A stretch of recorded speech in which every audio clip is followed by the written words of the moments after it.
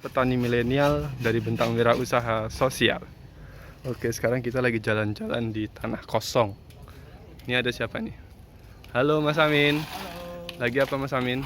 ini lagi lihat perkembangan BWS 2. Jadi cabang BWS kalau yang satu itu kan adanya di Ceper Klaten ya. Nah, kalau ini kita bikin di daerah mana? Condong Catur, ya, dekat terminal Condong Catur. Jadi nanti di Jogja ada BWS 2. Nah, di sini kita mau bikin lahan hidroponik juga. Luasnya hampir sama kayak di Ceper. Luasnya 200 meter, tapi ini total luas lahannya sebenarnya masih 600 meter ya. Yuk, kita jalan-jalan. Nah, ini hari ini kita baru pasang Pagar. Ini pagar dulu tentu ya. Pertama, kalau mau buat kebun tentu lahan harus dibersihin supaya kita mau konsep apapun itu gampang ya. Kita mikir, oh ini tandonnya di sebelah mana, mejanya di sebelah mana, itu udah kegambar. Nah, yang harus diperhatikan kalau misalnya kita mau bikin kebun hidroponik, satu, arah cahaya matahari ya. Lahan kita itu terbuka atau enggak? Kalau di sini masih terbuka ya.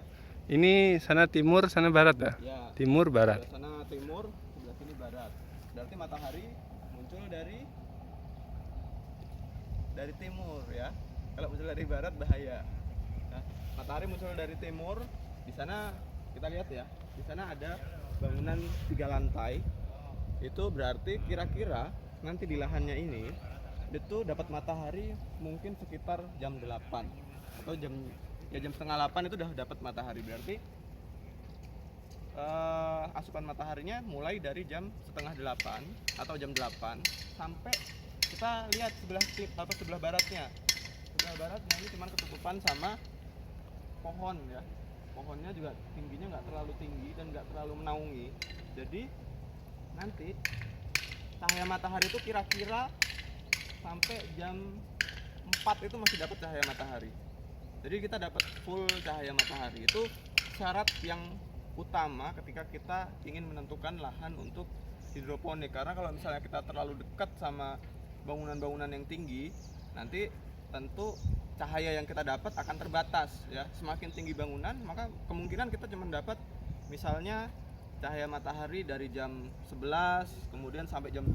Begitu lewat dari itu nggak dapat matahari lagi. Nah, itu kurang bagus untuk lahan hidroponik karena komoditas yang mau kita tanam, terutama kalau yang di BWS ini sampai sekarang masih komoditasnya selada ya, karena untuk memenuhi kebutuhan, dan selada itu butuh matahari yang full. Jadi semakin banyak dapat cahaya matahari itu semakin bagus, pertumbuhannya semakin cepat ya. Masa panen yang kita peroleh juga biasanya nanti akan lebih cepat.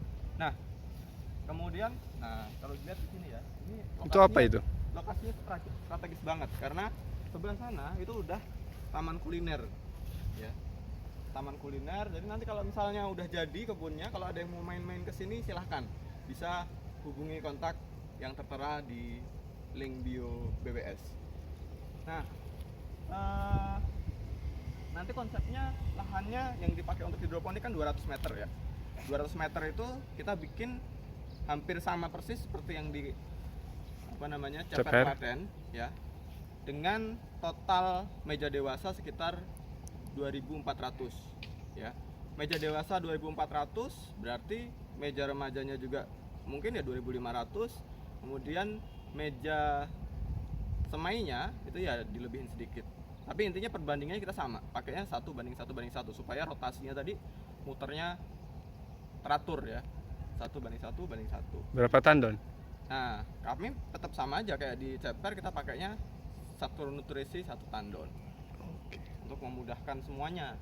Nah, tapi belajar dari pengalaman yang di Ceper, ada beberapa yang nanti akan kita perbaiki di sini. Nah, untuk update-nya nanti kita tunggu update selanjutnya. Tapi intinya kemarin yang kurang optimum yang lahan di Ceper itu salah satunya adalah tempat tandon. Penempatan tandon ya. Penempatan tandonnya terlalu jauh dari meja instalasi yang lain. Jadi meja instalasi yang paling ujung itu terlalu jauh dari tandon airnya. Nah, nanti kalau di sini kita mungkin taruh tandon airnya di tengah-tengah.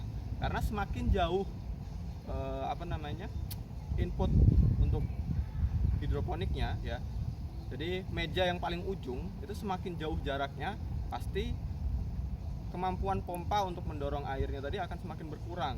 Jadi lebih baik ketika tandon itu letaknya di tengah. Satu, kekuatan pompanya dipengaruhi, kemudian yang kedua tentu saja kita akan berhubungan dengan cost ketika membuat instalasi airnya. Karena pipa yang dipakai pasti akan lebih panjang kalau misalkan lebih jauh dari tandonnya. Nah, hal-hal seperti itu yang nanti mau kita sesuaikan. Jadi sebisa mungkin kebun yang satu, kebun yang lain itu semakin lama akan semakin baik ya. Jadi belajar dari pengalaman yang sebelum-sebelumnya.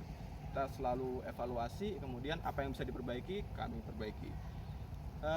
Mungkin hari ini cuman sampai situ aja ya. Ini cuman update dari BWS 2. Semoga nanti bisa buka BWS 3, BWS 4, 5 dan seterusnya. Amin. Ya. Oke, Oke. sekian dari saya. Terima kasih. Salam petani muda. Jangan Malu ragu bertani. untuk berinovasi, jangan malu untuk bertani. Semua bisa sukses ketika dilakukan dengan sungguh-sungguh. Oke. Oke, terima kasih. Nah nih, sebelum kita tutup kita jalan-jalan keliling dulu ya.